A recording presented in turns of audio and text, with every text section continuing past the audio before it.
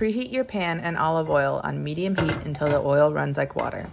Keep around medium heat so that the starches and sugars in the potato don't burn before the pieces cook.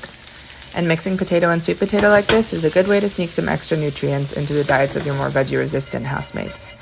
And you don't have to stand over it, but give them a toss every couple of minutes and make sure to season with salt. Poke a few to check for doneness, and this took about 8 minutes, but that depends on how large your pieces are.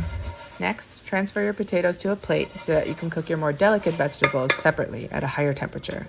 And maybe try to pull it off a little more gracefully than I did. But as long as you're not hurting anyone, and drop sweet potato bits make for happy dogs.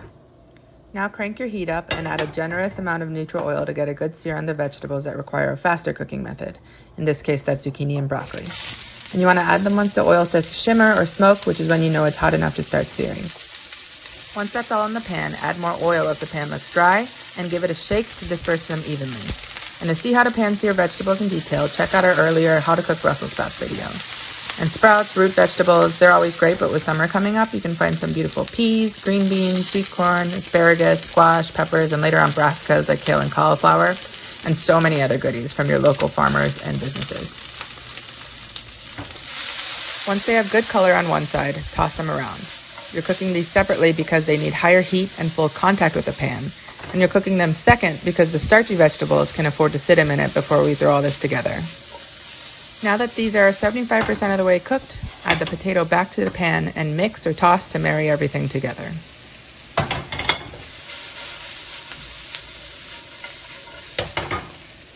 Then add some finely chopped aromatics.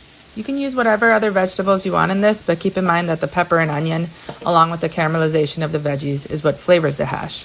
And you can use any kind of onion, any kind of pepper. We went with just veggies for this one, but add any proteins you'd like.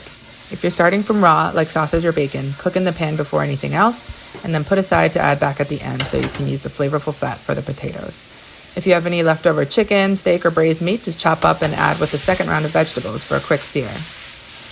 And then you just want to finish this off with some more flavorful fat, such as butter or olive oil for those that can't or don't do dairy, or maybe some bacon fat, and then make sure to taste for seasoning, and then thoroughly toss or mix before you plate.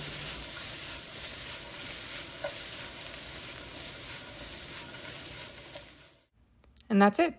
Great with some sriracha, and serve with whatever breakfast sides you want and a big cup of coffee to get your day started.